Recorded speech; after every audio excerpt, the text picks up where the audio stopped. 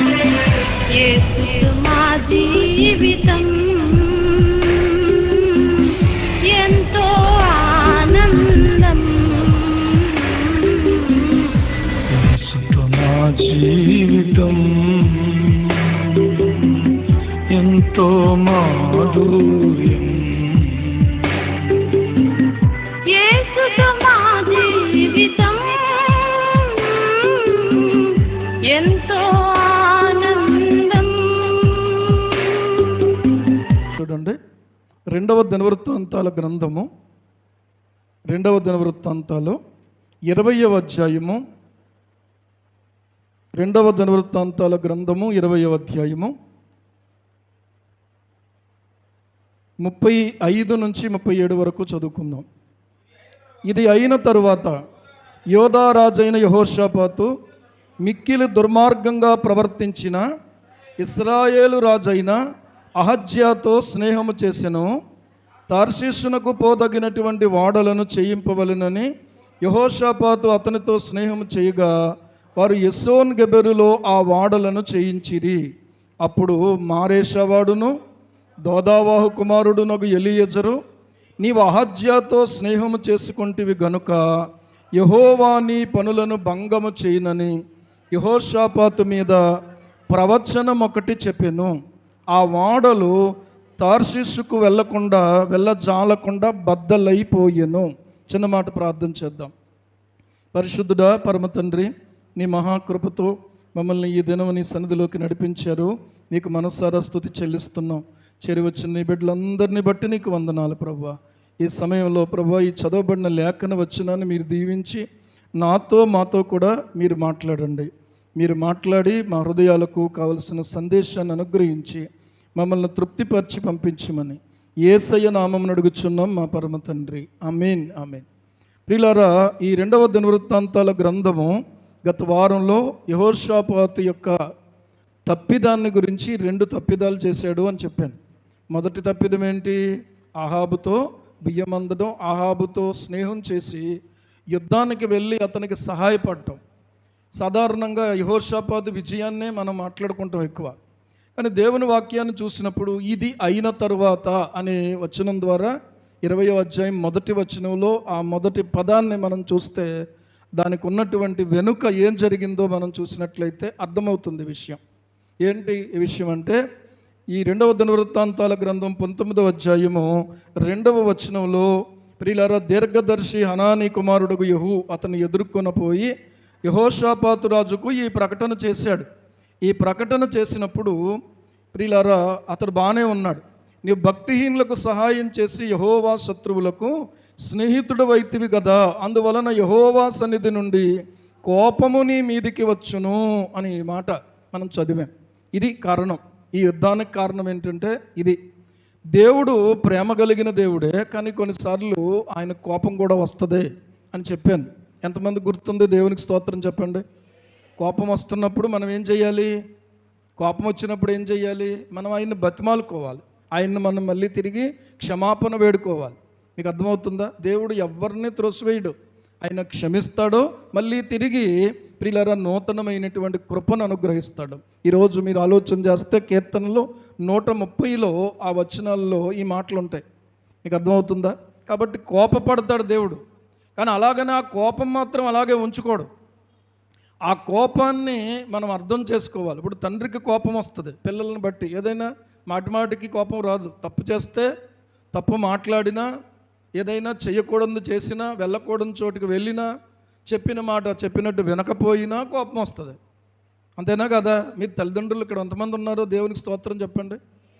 మీరు ఎప్పుడైనా కోపపడుతున్నారా మీ పిల్లల మీద? కోపపడుతున్నారా? కానీ పిల్లలు దాన్ని పాజిటివ్గా ఆలోచించుకోవాలి. ఎందుకు అని అంటే, నేను తప్పు చేసినందుకు నా తండ్రికి నా తల్లికి కోపం వచ్చింది ఏమండి, కాబట్టి నేను చేసిన తప్పును నేను సరిదిద్దుకోవాలి. అర్థమవుతుందా? కొన్నిసార్లు పిల్లలు చేసే పనులు చాలా ఇబ్బందికరంగా ఉంటాయి. ఏదో పని మీద బండి రెడీ చేసుకుని లోపలికి వెళ్ళి ఆ తర్వాత మళ్ళీ వచ్చి బండి వేసుకుని వెళ్ళిపోదాం అనుకునేటప్పటికి ఈ పిల్లలు ఏం చేస్తారంటే బండి ఎక్కి బండిని స్టార్ట్ చేస్తారు, లేకపోతే బండిని ఇలాగంటారనమాట. ఇలాగ అనేటప్పటికల్లా స్టాండ్ కిందకి వెళ్ళిపోద్ది, బండి ముందుకు వెళ్ళిపోద్ది, వీళ్ళు మూతి పళ్ళు పగిలిపోతాయి. ఇప్పుడు ఈ ప్రయాణం అంతా ఏమైపోద్ది, ఈ యొక్క ఆలోచన అంతా ఏమైపోద్ది, డిస్టర్బ్ అయిపోద్ది కదా. ఇప్పుడు ఈ పడిపోయినటువంటి ఈ పిల్లోడికి ఇటు తగిలిన గాయాల గురించి మనం పట్టించుకోకుండా వెళ్ళిపోలేం. పని ఏమైపోద్ది, పని భంగం అయిపోద్ది, లేట్ అయిపోద్ది, వెళ్ళాల్సిన టైంకి వెళ్ళలేం. వీడినేమో ఆసుపత్రికి తీసుకెళ్లాల్సి ఉంటుంది. అర్థమవుతుందా? కాబట్టి ఇలాంటి పనులు మనం కూడా చిన్నప్పుడు చేసాం. మా ఇంటికి చిన్నప్పుడు క్యారేజీలు సైకిల్ వచ్చేది. ఇక్కడ నుంచి పనిచేసే వాళ్ళకి క్యారేజీలు పట్టుకురావడానికి వెళ్ళేవాళ్ళు. అందరు క్యారేజీలు తీసుకుని మా నాన్నగారికి, మా తాతగారికి, మా పెద్దనాన్నగారికి, ఇక్కడ ఎవరైతే ఉన్నారో అందరికీ క్యారేజీల కోసం మా ఇంటికి వచ్చేవారు. ఇప్పుడు మాకు సైకిల్ ఇచ్చేవాళ్ళు కాదు. కాబట్టి ఇప్పుడు ఎవరి సైకిల్ దొరికింది, వాడి సైకిల్ దొరికింది. ఈలోగా వాడికి ఏం చెప్పేవారంటే, మా నానమ్మ వాళ్ళు ఏదో పని చెప్పేవారు. అరే ఆ బకెట్ ఇలా పట్టు, ఆ నీళ్ళు పట్టు, లేకపోతే ఇది చెయ్యి అది చెయ్యి అని చెప్పి, లేకపోతే నువ్వు అక్కడికి వెళ్ళు అది తీసుకురా అని చెప్పేవారు అనమాట. ఈలోగా మాకు అవకాశం దొరికింది. ఏం చేసేవాళ్ళు అంటే సైకిల్ వేసుకుని వెళ్ళిపోయేవాడు. వెళ్ళిపోయి ఇంకా సైకిల్ తొక్కడం రాదు, అలాగ వెళ్ళిపోయి కాళ్ళు ఫెడలు దాని మీద వేసి ఎక్కడో చోట పడిపోయి దెబ్బలు తగిలించుకుని ఆ సైకిల్తో అక్కడ పడిపోయి అక్కడ ఏడుస్తూ కూర్చుంటే, ఈలోగా ఏది సైకిల్ ఏదంటే పెద్దబాబు పట్టుకు వెళ్ళిపోయాడు, ఇలాగ వెళ్ళిపోయాడు అలాగ వెళ్ళిపోయాడు అని చెప్పేసి పరిగెత్తుకుని మళ్ళీ మా కోసం పరుగులెట్టి అక్కడికి రావడం, మళ్ళీ తిరిగి దెబ్బ తగిలించుకోవడం ఒకటి, మళ్ళీ సైకిల్ ఏమో పోవడం ఒకటి. ఆడేమో క్యారేజీలు ఇక్కడికి పట్టుకురావాలి. ఈ క్యారేజీలకి లంచ్ టైం క్యారేజీలు అందించాలి. ఏమవుతుంది, ఇదంతా డిస్టర్బ్ అయిపోద్ది కదా. అలా చాలాసార్లు జరుగుతుంది. ప్రియులారా, దెబ్బలు తినిన సైకిల్ నేర్చుకున్నాం అలాగా, దేవునికి స్తోత్రం. కానీ చివాట్లు కూడా పడతాయి తర్వాత కదా. ఎరా నువ్వెందుకు సైకిల్ పట్టుకెళ్ళావని చెప్పి మా నాన్నగారు ఓ చెయ్యి ఎత్తివారు. అర్థమైందా? మా తాతగారు ఓ చెయ్యి వేసేవారు. ఎవరు అందుబాటులో ఉంటే వాళ్ళకే దొరికేయడమే, లేకపోతే పారిపోవడమే అక్కడి నుంచి. కాబట్టి కోపం అనేది ప్రియులారా రావడానికి కారణం ఎవరంటే మనమే కారణం. అర్థమవుతుందా? కొంతమంది కోపము రావడం అనే దాన్ని ఒక ఏదో లోపముగా మనం అనుకుంటాం. కానీ కోపం అని వచ్చిందంటే ఖచ్చితంగా అక్కడ ఏదో సంథింగ్ జరిగింది. తప్పు జరిగితేనే పిల్లల మీద తల్లిదండ్రులకు కోపం వస్తుంది, లేకపోతే ప్రతి పొట్లం వాళ్ళకే వెళ్తుంది. దేవునికి స్తోత్రం. అర్థమవుతుందా? ఏ పొట్లం తెచ్చినా ఎవరికి ఇస్తాం, వాళ్ళు కూడా ఏం చేస్తారు, వచ్చి పొట్లం అందుకుంటారు. అర్థమైందా? కాబట్టి ఈరోజు మనం ఆలోచన చేస్తే దేవుడిచ్చేటువంటి ఆశీర్వాదాలు, పాపక్షమాపణ, అభివృద్ధి, ఫలములు అందుకోవడమే కాదు, నువ్వు తప్పు చేస్తే కనుక దేవుడు కోపగించుకుంటాడు, కోపం చేత శిక్ష కూడా విధిస్తాడు. అది గుర్తుపెట్టుకోవాలి మనం. ఈ యెహోషాపాతు రాజు చేసినటువంటి ఈ పనిని బట్టి, భక్తిహీనులకు ఇతడు సహాయం చేయటాన్ని బట్టి ప్రియులారా దేవుని కోపం ఇతని మీదకి వచ్చింది. ఇప్పుడు సహాయం చేయటం కాదు, ఇప్పుడు ఏం చేస్తున్నాడు అని అంటే అహజ్యాతో స్నేహం చేశాడు. ఇక్కడ మనం చూసినట్లయితే ఇది అయిన తరువాత, అసలు దేవుడు అంత కృప చూపించి విజయాన్ని ఇచ్చిన తర్వాత ఇతడు ఎంత జాగ్రత్తగా ఉండాలండి, జాగ్రత్తగా ఉండాలా వద్దా? ఇప్పుడు దేవునికి కోపం తెప్పించింది ఈ విషయం అన్న తర్వాత మళ్ళీ తిరిగి ఆ కుటుంబంతో ఆ వ్యక్తులతో ఇతడు సంబంధం పెట్టుకోకూడదు నిజానికి. కానీ కొంతమందికి ఎలా ఉంటుందంటే దున్నపోతు మీద నీళ్ళు వేసినట్టే, ఎన్ని నీళ్ళు పోసినా దున్నపోతు మీద నుంచి ఏమవుతాయి, పోతుంది. అర్థమైందా? ఈయనకి ఎందుకో తెలియదు కానీ ఒక రకమైన నిర్లక్ష్యం, కొన్నిసార్లు మనలో కూడా అలాంటి నిర్లక్ష్యం ఉంటుంది. ఇక్కడ రాయబడినటువంటి మాట అన్యులతో స్నేహం గురించి కాదు, ఇక్కడ రాయబడింది దేవుణ్ణి ఎరిగి ఉండి భక్తి మార్గాన్ని విడిచి, దేవుని మార్గాన్ని విడిచి, దేవుని యొక్క వాక్యానికి విరోధంగా నడుస్తున్నటువంటి వాళ్ళతో మనం స్నేహం చేయటం గురించి రాయబడిన మాట ఇది. మీకు అర్థమవుతుందా? అన్యులంటే వాళ్ళు దేవుని ఎరగరో, వాళ్ళతో మనం స్నేహం చెయ్యం. కానీ ఇక్కడ జరుగుతున్న విషయం ఏంటంటే పైకి భక్తి గలవారి వలె కనబడుతూ భక్తిహీనతలో జీవిస్తున్న వాళ్ళతో ఒక భక్తిపరుడు సహాయం చేయటం దేవునికి ఇష్టం లేదు. మీకు అర్థమవుతుందా?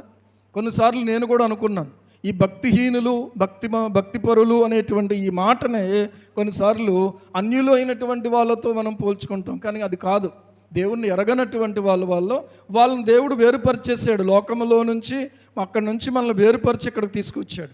కానీ ఇక్కడ కూడా కొంతమంది ఎలా ఉంటారంటే, ఇప్పుడు క్లాస్ 2 జరుగుతున్నటువంటి ఒక స్టూడెంట్స్ల మధ్యలో చూసినట్లయితే కొంతమంది మంచి స్టూడెంట్స్ ఉంటారు, కొంతమంది బ్యాడ్ స్టూడెంట్స్ ఉంటారు. అంటే వీళ్ళు చదవరు, ఇతరులను ఏం చేయనివ్వరంటే చదవనివ్వరు. అలాగే సంఘములో కూడా కొంతమంది గుడ్ బిలీవర్స్ ఉంటారు, కొంతమంది బ్యాడ్ బిలీవర్స్ ఉంటారు. అంటే వీళ్ళు మంచి విశ్వాసంతో ఉంటారు, ప్రార్థనా జీవితంతో ఉంటారు, భయభక్తులతో ఉంటారు. తల్లిదండ్రులు అంటే ప్రియులారా ఒక విధేయతతో ఉంటారు, సేవకుడు అంటే ఒక విధేయతతో ఉంటారు, కుటుంబం అంటే ఒక బాధ్యతతో ఉంటారు. కానీ కొంతమంది ప్రియులారా ఏం చేస్తుంటారంటే వీళ్ళు లోబడరు, ఇతరులను లోబడనివ్వరు. వీళ్ళు భక్తి చెయ్యరు, ఇతరులను చేయనివ్వరు. వీళ్ళు దేవుణ్ణి మహిమపరచరు, ఇతరులను మహిమపరచనివ్వరు. మీకు అర్థమవుతుందా? ఇలాంటి వాళ్ళతో గనక స్నేహం చేస్తే నీకున్న భక్తి కూడా పోద్ది, నీకున్న పరిశుద్ధత కూడా పోద్ది, నీకున్నటువంటి దైవ భయం కూడా పోద్ది, నీకున్నటువంటి సమర్పణ కూడా పోద్ది. ఇది మనం గమనించుకోవాల్సినటువంటి విషయం. అయితే ఇక్కడ మీరు గమనించినట్లయితే ఇక్కడ రాయబడిన మాట ఏంటో తెలుసా? యోధా రాజు అయినటువంటి యెహోషాపాతు గురించి మనం చూస్తే ప్రియులారా ఇక్కడ ఏం రాయబడి ఉందో తెలుసా? 32వ వచనం చూడండి. 32వ వచనంలో ఏం రాయబడి ఉందంటే, అతడు యెహోవా దృష్టికి యథార్థంగా ప్రవర్తించి తన తండ్రి అయిన ఆసా మార్గమందు నడుచుచు దానిలో నుండి తొలగిపోకుండెను. దేవునికి స్తోత్రం. ఇతడు ఎలాంటి వాడు అంటే యెహోవా దృష్టికి యథార్థముగా ప్రవర్తించి తండ్రి అయిన ఆసా మార్గమందు నడుస్తున్నవాడు. కానీ ఇతడు ఎలాంటి వాడు అంటే ఈ అహజ్యా యొక్క తండ్రి ఎవరంటే ఆహాబు, తల్లి ఎవరు? యెజబెల్. తల్లి ఎవరు? యెజబెల్. వీళ్ళిద్దరూ కూడా చాలా దుర్మార్గంగా ప్రవర్తించిన వాళ్ళు. వీళ్ళిద్దరూ కూడా ఎలా ప్రవర్తించిన వాళ్ళు అంటే చాలా దుర్మార్గంగా ప్రవర్తించారు. దానికి దేవుడు ఇద్దరిని కూడా ఏమండి చాలా కఠినంగా శిక్షించాడు. చాలా భయంకరమైన మరణాలు వాళ్ళు పొందారు. అయినప్పటికీ కూడా ఈ కుమారుడైనటువంటి అహజ్యా బుద్ధి తెచ్చుకోలేదు. ఏం చేశాడో తెలుసా? వారి వలనే మొదటి రాజుల గ్రంథము చివరి అధ్యాయం 22వ అధ్యాయము, దయచేసి మీరు చూసినట్లయితే 22వ అధ్యాయము 52వ వచనం చూసినట్లయితే అక్కడ రాయబడతా ఉంది చూడండి. అతడు యెహోవా దృష్టికి చెడుతనము జరిగించి తన తల్లిదండ్రులు ఇద్దరి ప్రవర్తనను ఇశ్రాయేలు వారు పాపం చేయుటకు కారకుడైన నెబాతు కుమారుడుకు యెరోబాము ప్రవర్తన అనుసరించి ప్రవర్తించుచు వచ్చెను. అతడు బయలుదేవతను పూజించుచు వానికి నమస్కారము చేయుచు తన తండ్రి చేసిన క్రియలన్నిటి చొప్పున జరిగించుచు ఇశ్రాయేలు దేవుడైన యెహోవాకు కోపం పుట్టించాడు. ఏం పుట్టించాడు? కోపం పుట్టించాడు. ఇప్పుడు ఇలాంటి ఒక వ్యక్తితోటి దేవుని మార్గమందు నడుస్తూ యథార్థంగా ప్రవర్తిస్తున్నటువంటి ఈ వ్యక్తి ఏం చేశాడో తెలుసా? స్నేహం చేస్తూ ఉన్నాడు. ఏమంటే ఈ స్నేహానికి కూడా కారణం ఏంటంటే బియ్యమందడం కారణం. ఈ స్నేహానికి కారణం ఏంటి? పెళ్లి సంబంధం కారణం. ఎందుకే అయితే ఇక్కడ మీరు గమనించాలి, దేవునికి కోపం పుట్టించే పనులు చేసే వాళ్ళతో మనం స్నేహం చేయకూడదు. ఈ గుర్తుపెట్టుకోండి. ఎప్పుడైనా సరే దేవునికి కోపం పుట్టించే వాళ్ళు ఎవరో తెలుసా? దేవుణ్ణి ఎరిగి ఉండి తాగుతున్న వాళ్ళు, దేవుణ్ణి ఎరిగి ఉండి మళ్ళీ తిరిగి లోకములో ఇతర దేవతల వైపు తిరుగుతున్న వాళ్ళు, దేవుణ్ణి ఎరిగి ఉండి అన్యులైనటువంటి వాళ్ళు ఏమంటారంటే మీరు మీ దేవుణ్ణి ఆరాధించుకుంటారు, మాకు ఏ విధమైనటువంటి ఇబ్బంది లేదు. అర్థమవుతుందా? కానీ అన్యులైనటువంటి వారికి ప్రియులారా వాళ్ళకు తెలిసిన విషయం ఏంటంటే వీళ్ళు ఈ దేవుణ్ణి తప్ప ఇంకొకరిని ఆరాధించరు అని తెలుసు వాళ్ళకే. దేవునికి స్తోత్రం. కానీ ఈ లోపలికి వచ్చిన వాళ్ళకే తెలియట్లేదు ఈ విషయం. నేను నమ్మినటువంటి దేవుడు నిజమైనటువంటి దేవుడు, నేను నమ్మిన దేవుడు సర్వశక్తి గల దేవుడు, ఆయన పరలోకానికి మార్గం, ఆయన యందు నేను భయభక్తులు కలిగి ఉండాలి అనే నిర్ణయము ఈ లోపలున్న వారిలోనే ఉండట్లేదు. కొంతమందిలో, అందరిలో కాదు. ఏమండి? అందరిలో కాదు. పురుషులందు పుణ్య పురుషులు వేరయ్యా అన్నట్టు ఏమంటే సంఘములో నుండి కొందరు వేరయ్యా. అర్థమవుతుందా? ఇంకా కొంతమంది ఏమన్నారంటే పురుషులందు పుణ్య పురుషులు లేరయ్యా అన్నారు. అసలు లేనే లేరంట. ఎందుకు లేరు అని అంటే నీతిమంతుడు లేడు, ఒక్కడు లేడు, అందరూ త్రోవ తప్పి ఏకముగా పనికి మాలిన వారైరి అని రాయపడుతూ ఉంది. ఎవరు నీతిమంతులు అంటే యేసుక్రీస్తును నందు విశ్వాసం ఉంచి ఎవరైతే యేసు ప్రభునందు తమ పాపములను కడిగి వేసుకున్నారో వాళ్ళు మాత్రమే, ఆయన యందు విశ్వాసం ఉంచిన వారు మాత్రమే నీతిమంతులుగా తీర్చబడతారు. దేవునికి స్తోత్రం. హల్లెలూయా. కనుక ప్రియులారా ఇక్కడ గమనించండి, యేసు ప్రభువునందు నీతిమంతులుగా తీర్చబడినటువంటి వారు యేసు ప్రభువులో ఉన్నటువంటి దేవుని యొక్క వాక్య పద్ధతులను అనుసరించి వ్యక్తిగత జీవితం కానీ, కుటుంబం కానీ, పనులు కానీ, వ్యాపారం కానీ ఇవన్నిటినీ చేయాల్సి ఉంటుంది. అంతేగాని ఎలా పడితే అలాగా చేయకూడదు. కానీ ఈ విషయాల్లో కొంతమందికి పట్టింపు లేదు, గ్రహింపు లేదు, పట్టింపు లేదు, శ్రద్ధ లేదు, మార్చుకోవడానికి ఇష్టం లేదు. సరే, వాళ్ళని అలాగ వదిలేస్తే ఈ అహజ్యా అలాంటి వాడు అనమాట. ఈ అహజ్యా చేస్తున్న వాటిని బట్టి మనం ఏం చదివేము? యెహోవాకు కోపము పుట్టించుచు వచ్చిన వాడుగా ఉన్నాడు. అంటే దేవుడు అతన్ని చూసినప్పుడల్లా కోపం, బాధ కలుగుతూ ఉంది. మీకు అర్థమవుతుందా? ఎందుకంటే ఇతను ఇలాగా నాశనానికి వెళ్ళిపోతూ ఉన్నాడు, తన ప్రజలందరినీ కూడా నాశనానికి నడిపిస్తూ ఉన్నాడు. ఈరోజు నువ్వు ఎక్కడికి నడిచి ప్రియులారా వెళ్తున్నావో, నీ వెనుక వచ్చేటువంటి వాళ్ళు నువ్వు ఎక్కడికి తీసుకెళ్తావు, నువ్వు ఎక్కడికి దారి చూపిస్తావు? ఏమండి, నీ కుటుంబానికి నువ్వు ఏ దారి చూపిస్తావు? నేను అంటాను ఏంటంటే, ఇశ్రాయేలు రాజులు నాశనకరమైనటువంటి నిర్ణయాల్లో, ఆలోచనల్లో, పద్ధతుల్లోనే జీవించారు. కానీ యోధారాజులు దేవుని యొక్క దృష్టికి యథార్థముగా ప్రవర్తించారు. ఇంకొక మాట చెప్తాను, యథార్థవంతులకు చీకట్లో వెలుగు పుడుతుంది అన్నాడు. దేవునికి స్తోత్రం. యథార్థంగా ప్రవర్తించే వారికి ఏ మేలును కూడా చెయ్యక మానడు అన్నాడు. అర్థం చేసుకోండి, యథార్థవంతుల ప్రార్థన ఆయనకు ఆనందకరం అన్నాడు. కాబట్టి యథార్థవంతులుగా ఉండడం మంచిదా, వేషధారులుగా ఉండడం మంచిదా? దావీదు ఏమంటాడంటే, నేను యథార్థ హృదయంతో ప్రవర్తిస్తున్నాను. 26వ కీర్తన 1వ వచనాన్ని చదివితే, నేను ఏమీ సందేహపడకుండా యెహోవా యందు నమ్మకం ఉంచాను, నేను యథార్థంగా ప్రవర్తిస్తున్నాను అన్నాడు. తర్వాత ఏమంటాడంటే అదే కీర్తనలో, నేను దుష్టులతో పొందు చెయ్యను, భక్తిహీనులతో నేను సాంగత్యం చెయ్యను, వేషధారులతో పొందు నాకు అసహ్యం అంటాడు. ఈరోజు గమనించాను, అర్థం చేసుకుంటారో ఈ మాట? వేషధారులకు ఏ విధమైన మేలు దొరకదు. వేషధారులు ప్రార్థనలు దేవుని యొద్దకు చేరవు. వేషధారుల కానుకలు లెక్కలోకి రావు. వేషధారులు చేసేటువంటి ఏ పరిచర్య కూడా లెక్కలోకి రాదు. అర్థమవుతుందా? మనుషుల దృష్టికి మనం ఇంపుగా కనబడవచ్చు, కానీ యథార్థతకే దేవుడు ప్రియులారా ఆయన హెచ్చించి ఆయన జ్ఞాపకం చేసుకునేటువంటి సమయం ఉంది ఖచ్చితంగా. హల్లెలూయా. యథార్థంగా ఉంటే కష్టంగా ఉంటుంది. ఏమండి, వేషధారణగా ఉంటే నటించడం రావాలండి అంటున్నారు ఈ రోజుల్లో కొంతమంది. నేను ఎంతలాగా నటించాలన్నా కొంతమందికి రాదు. అర్థమైందా? ఉన్నది ఉన్నట్టుగానే మాట్లాడతారు, ఉన్నది ఉన్నట్లుగానే జీవిస్తారు. యథార్థత ప్రియులారా, యథార్థతను దేవుడు కోరుతున్నాడు. దేవుడు యోబు గురించి మాట్లాడుతూ 1వ అధ్యాయము 1వ వచనంలో దేవుడు ఏమన్నాడు? ఊజు దేశమునందు యోబు అను ఒక మనుష్యుడు ఉండెను. యథార్థంగానే ఉన్నాడు, అది చరిత్ర, జరిగిన చరిత్ర. ఉన్నాడు, కానీ అతడు ఎలా ఉన్నాడని చెప్పాడు? ఆగండి, మనం ఏం మాట్లాడతాం తెలుసా? అతని ఆస్తి గురించి మాట్లాడతాం, అతని పిల్లల గురించి మాట్లాడతాం, ఏమంటే అతని యొక్క స్థితి గురించి మాట్లాడినప్పుడు ముందేం మాట్లాడతామంటే అతని ఆస్తి గురించి మాట్లాడతాం. కానీ దేవుడు దేని గురించి మాట్లాడుతున్నాడు? దేవుడు దేని గురించి మాట్లాడుతున్నాడు? అతడు యథార్థవర్తనుడు అని ప్రారంభించాడు. అంటే మొట్టమొదట నీ జీవితంలో, నా జీవితంలో ఏముండాలంటే యథార్థవర్తనుడుగా మనం పేరు తెచ్చుకోవాలి. దేవునికి స్తోత్రం. ఎవరి దృష్టికి?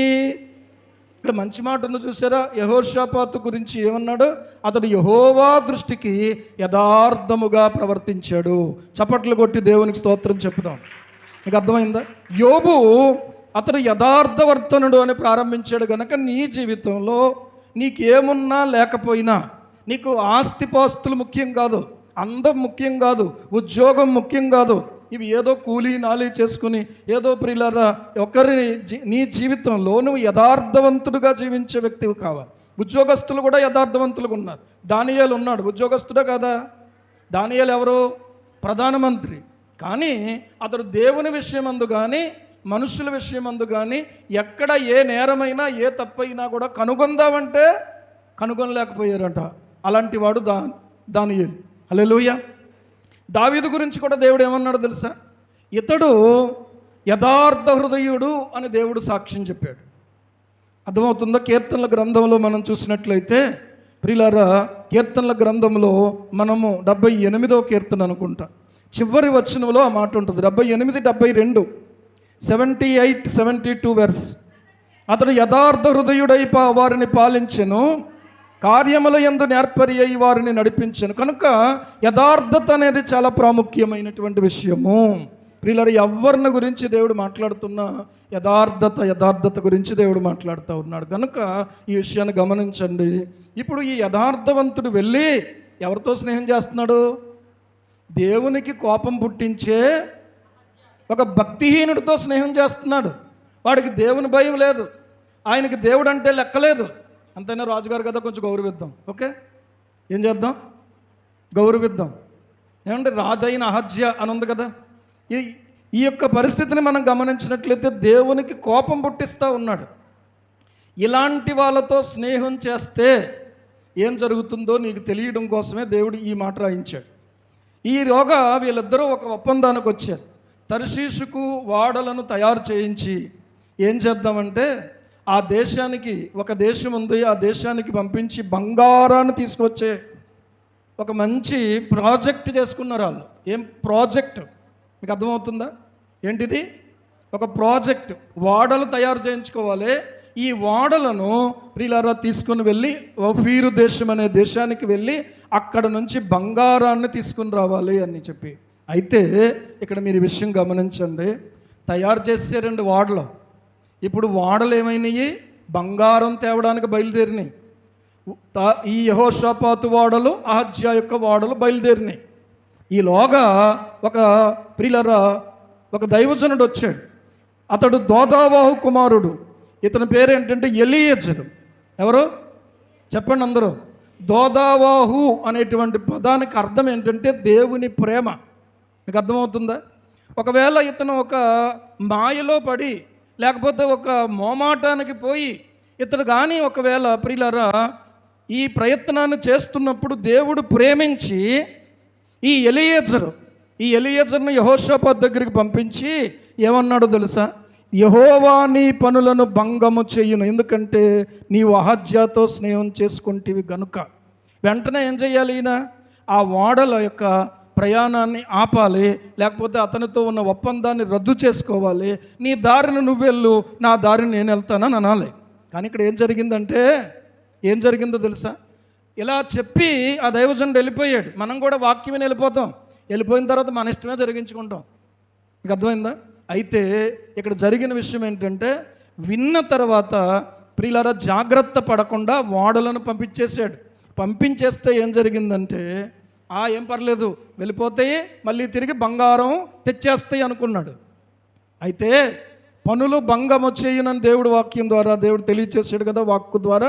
అయితే ఇక్కడ గమనించండి, ఇప్పుడు ఈ ఓడలు బయలుదేరినాయి కానీ తర్షీషుకు వెళ్లకుండా బద్దలైపోయినాయి అంట వాడలు.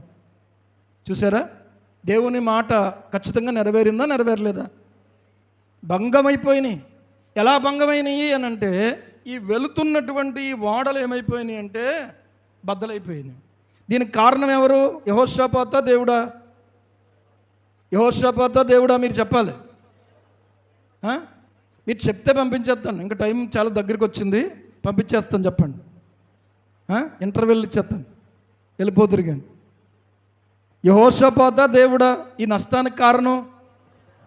ఈరోజు డాక్టర్ గారు అమ్మ నీకు షుగర్ కదా బాబు, నీకు బీపీ కదా, లేకపోతే నీకు హార్ట్ ట్రబుల్ కదా, నీవు జాగ్రత్త తీసుకోవాలంటే నోరు కాసుకోవడం చాలా కష్టంగా ఉందండి, కొంచెం ఏదో అని చెప్పి ఒకవేళ బెంపడ్డాం అనుకోండి, ఇబ్బంది పడేది డాక్టర్ గారా మనమా? డాక్టర్ గారు ఇబ్బంది పడతారా? అయ్యో పాపం అని ఆయన ఏమైనా ఇబ్బంది పడతాడు? ఆయన బోల్డ్ మందికి చెప్తాడు. అర్థమైందా? ఆయన డ్యూటీ ఏంటంటే చెప్పడం. చేయవలసింది ఎవరు? మనమే. అంత సన్నగా మాట్లాడుతున్నారేంటి? గట్టిగా చెప్పండి. మనమే అని కంటే కూడా నేనే అంటే ఇంకా బాగుంటుంది. దేవునికి స్తోత్రం. అర్థమవుతుందా? దేవుడు నిన్ను హెచ్చరిక చేస్తున్నప్పుడు వాక్యం ద్వారా ఆ వాక్యాన్ని నువ్వు తీసుకుంటే నీకు మేలు, నీ కుటుంబానికి మేలు, నీ రాజ్యానికి మేలు. ఇంకో మాట చెప్పను నేను, విషాదకరమైన ఒక మాట చెప్తాను. ఏంటంటే వాడలు బద్దలైపోయినాయి. ఆ తర్వాత యెహోషాపాతు జీవితం ఇంక లేదు. తర్వాత వెంటనే ఒక మాట రాయబడి ఉంది. ఏంటంటే యెహోషాపాతు తన పితరులతో కూడా నిద్రించి. అంటే అర్థం ఏంటి? యెహోషాపాతు జీవితం ముగించబడిపోయింది. యెహోషాపాతు జీవితం ముగించబడిపోయింది. ప్రియులారా గమనించండి, దేవుడు ఒక హెచ్చరిక చేసాడు అంటే నువ్వు ఆగు అంటే ఆగాలి, నువ్వు వెళ్ళు అంటే వెళ్ళాలి, చెయ్యి అంటే చెయ్యాలి, చెయ్యొద్దు అంటే నువ్వు చేయకూడదు. స్నేహం గురించి మాట్లాడుతున్నాడు. ఈ లోక స్నేహం ఏంటో తెలుసా? దేవునితో వైరం. అంతేకాదు అవిశ్వాసులతో ఒక విశ్వాసి జోడుగా ఉండకూడదు. అవిశ్వాసం ఎవరండి? విశ్వాసం ఎవరు? వీళ్ళు సంఘంలో వాళ్ళేళ్ళో. మీకు అర్థమవుతుందా? ఆలోచన చెయ్యాలి ఈ మాట. ఈ రోజున కొంతమంది ప్రియులారా మందిరంలో బాగానే వింటున్నారు, కానీ బయటికి వెళ్ళిన తర్వాత మీ స్నేహాలను బట్టే మీ భక్తి ఆధారపడి ఉంది. బయటికి వెళ్ళిన తర్వాత మీ స్నేహాలను బట్టే మీ సంసార జీవితాలు కూడా ఆధారపడి ఉన్నాయి. బయటికి వెళ్ళిన తర్వాత మీ స్నేహాలను బట్టే మీ పనులు కూడా ఆధారపడి ఉన్నాయి. మీ బయటికి వెళ్ళిన తర్వాత మీ స్నేహాలను బట్టే మీ అభివృద్ధి కూడా ఆధారపడి ఉంది. మీ స్నేహాలను బట్టే మీ ప్రార్థనకు జవాబులు కూడా ఆధారపడి ఉన్నాయి. మీ స్నేహాలను బట్టే కీడులో పడడం అయినా మేలును స్వతంత్రించుకోవడం అయినా జరుగుతుంది. ప్రియులారా, దేవుడు నీతో మాట్లాడుతున్నాడు, జాగ్రత్త నీ స్నేహం విషయంలో. ఎవరితో స్నేహం చేస్తున్నావు నువ్వు, జాగ్రత్త. లేకపోతే నీ విశ్వాస జీవితం ఏమైపోద్దో తెలుసా? బద్దలైపోద్ది. నువ్వు బద్దలైపోకుండా ఉండాలనంటే 1 తిమోతి పత్రిక 1వ అధ్యాయం 18వ వచనం ఒక్కటి చూసుకొని ప్రియులారా, దాని కొరకై మన హృదయాలను సిద్ధపరచుకొని ప్రార్థన చేసుకుని ఈ వారమంతా, రేపు ఆదివారం ప్రభు బల్ల కార్యక్రమం, ఉపవాసం ఉండి రండి. ఆ రోజు ఇక్కడే భోజనాలు అందరికీ ఏర్పాటు చేయబడతాయి. కానీ దానికంటే ముందు ప్రతిరోజు కూడా మీరు ప్రార్థనల్లో, జరిగే ప్రార్థనల్లో కూడా ఏకీభవించండి. ఓకే, అర్థమవుతుందా నేను చెప్పింది? మీ మేలు కోసం ఈ మాట చెప్తూ ఉన్నాను. గమనించండి. తిమోతికి రాసిన 1వ పత్రిక 1వ అధ్యాయం 18వ వచనం.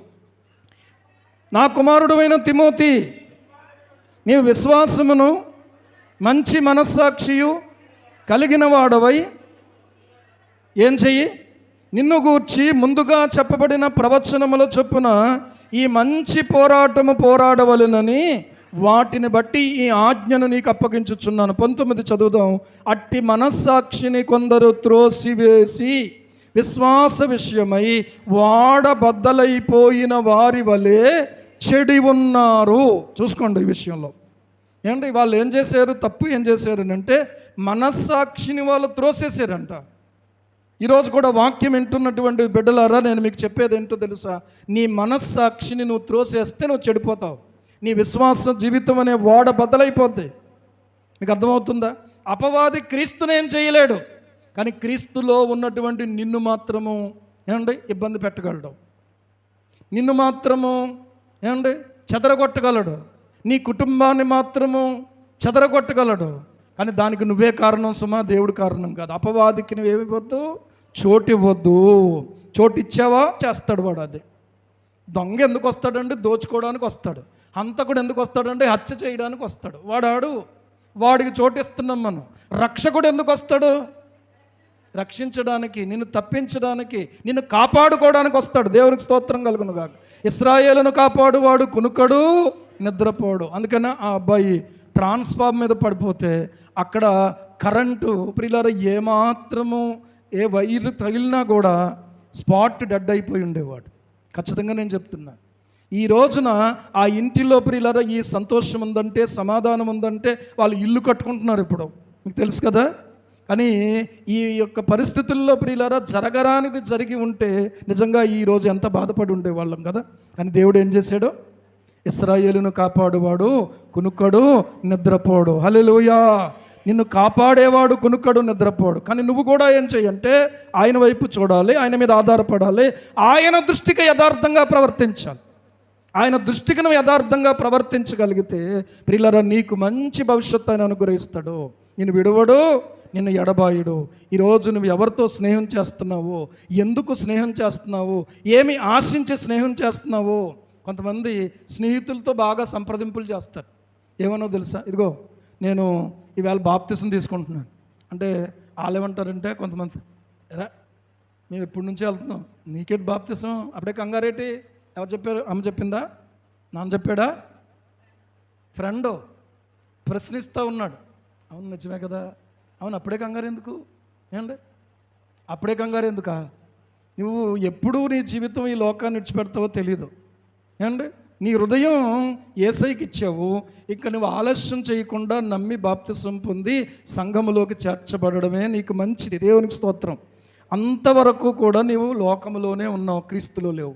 క్రీస్తులో లేని వ్యక్తికి భద్రత ఎక్కడి నుంచి ఉంది? క్రీస్తులో లేని బిడ్డలకు భద్రత ఎక్కడి నుంచి ఉంది?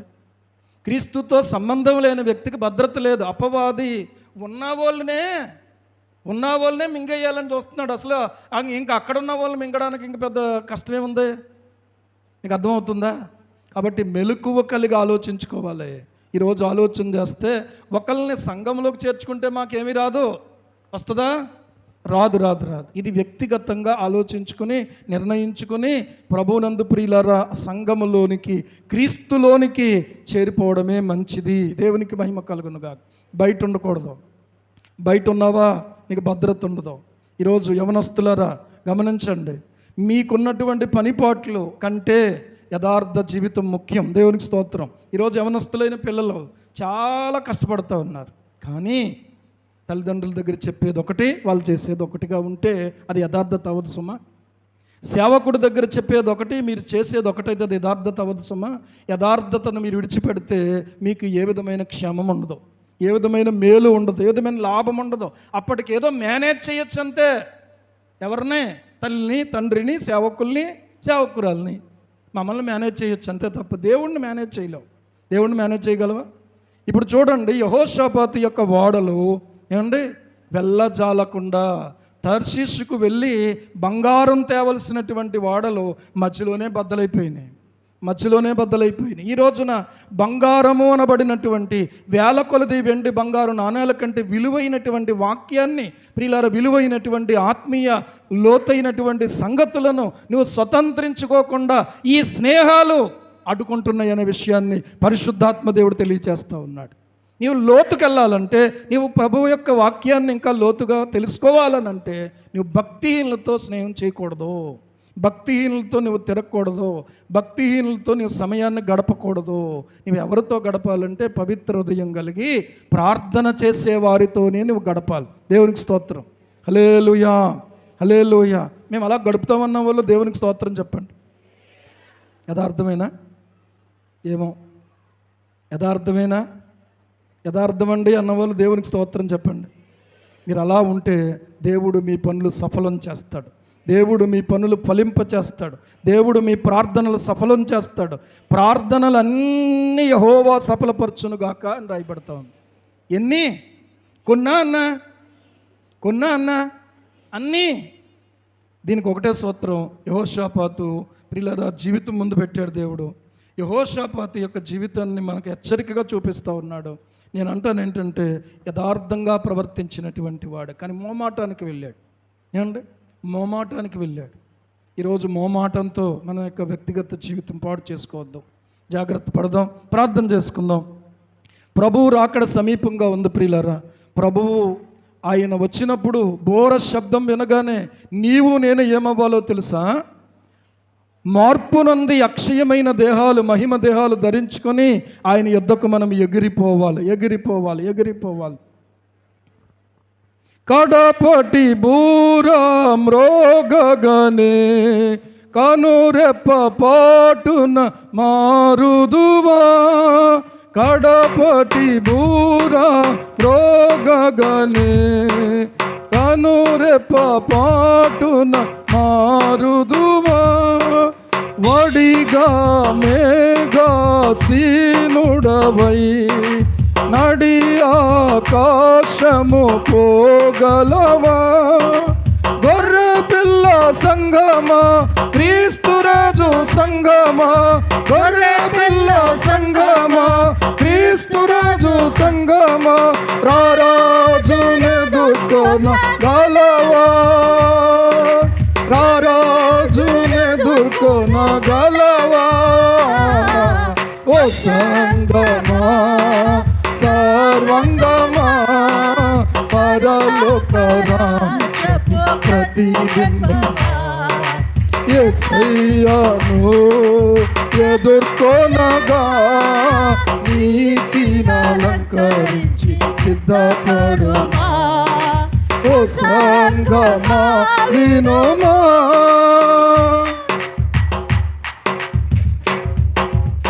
ప్రభువు నీ పనులు సఫలం చేయాలంటే, నీ ప్రార్థనలు సఫలం చేయాలంటే మీరు చెయ్యెత్తి, ప్రభువా నాకు జ్ఞానం దయచే, మోమాటము లేనిది నైనా మా తండ్రి యథార్థ జీవితం నాకు దయచే నైనా. మోమాటముతో నేను ఎప్పుడూ కూడా భక్తిహీనులతో సాంగత్యం చేయకుండా, భక్తిహీనులతో స్నేహం చేయకుండా, భక్తిహీనురాళ్లతో నేను ఏకీభవించకుండా, నీకు కోపం పుట్టించే వారితో నేను ఏకీభవించకుండా, నీకు కోపం పుట్టించే పనులు నేను చేయకుండా నన్ను ఆపండి ప్రభువా అని అడుగుదాం ప్రియులారా. ఈ సమయంలో నీ దీవెనకు ఇది కారణం, నీ అభివృద్ధికి ఇది కారణం, నీ కుటుంబ క్షేమానికి ఇది కారణం, నీ పనులు ఫలింప చేయబడడానికి ఇది కారణం, నీ ప్రార్థనకు జవాబు రావడానికి ఇది కారణమవుతుంది. దేవుడు నిన్ను ఆశీర్వదించి నడిపించును గాక. ఆమేన్. ప్రార్థన చేసుకుందాం. పరిశుద్ధుడా, పరమ తండ్రి, కనికర సంపన్నుడానికి వందనాలు చెల్లిస్తూ ఉన్నాం. ఈ సమయంలో యెహోషాపాతు జీవితంలో నుండి ప్రభువా దేవా ఎంత సున్నితంగా అపవాది తండ్రి ఆజ్ఞతో స్నేహాన్ని తప్పుగా అనిపించకుండా ఎంత సున్నితంగా తప్పించేసాడో ఈరోజు కూడా చూస్తే ఎంతో ఆత్మీయత కలిగిన బిడ్డలు, ఎంతో ఆత్మలో ప్రభువా ఎదుగుదల కలిగినటువంటి వారు ఈ దినాన మా తండ్రి ఎంతో సున్నితంగా కూలిపోతున్నారు ప్రభువా. అపవాది ప్రభువా ఎవరిని మింగుదునని గర్జించు సింహం వలె వాడు తిరుగుతున్నాడని మీరు చెప్పారు. యేసు నామములో వాని క్రియలు లయపరచమని ప్రార్థన చేస్తా ఉన్నాం. ఏ బిడ్డను ఏ రీతిగా ప్రభువా వాడు తండ్రి మోసగిస్తున్నాడో ఆ మోసాలు గ్రహించగలిగే తెలివితేటలని బిడ్డలమైన మాకందరికీ దయచేయండి. ఏ బిడ్డను ఎలా దక్కించుకోవాలో, ఏ కుటుంబాన్ని ఎలా కాపాడుకోవాలో, ఏ బిడ్డను ఎలాగ ప్రభువా రక్షించుకోవాలో, ఏ బిడ్డను ఏ రీతిగా పరలోకానికి సిద్ధపరచాలో, మేమెలా సిద్ధపడాలో కావలసినటువంటి కృపను మా అందరికీ మీరు దయచేయండి. నీ ఆత్మతో నింపి నడిపించండి. ఇక్కడున్న ప్రతి బిడ్డ, అడుగు పెట్టిన ప్రతి బిడ్డ భక్తిహీనతలో నుంచి విడుదల పొందుదురుగాక. యేసు నామములో అపవాది బంధకాల నుంచి విడుదల పొందుదురుగాక. యేసు నామములో విడుదల కలుగునుగాక. యేసు నామములో నెమ్మది కలుగునుగాక. యేసు నామములో విజయము కలుగునుగాక. యేసు నామములో అభివృద్ధి కలుగునుగాక. యేసయ్య నామమును అడిగి పొంది ఉన్నాం తండ్రి. ఆమేన్.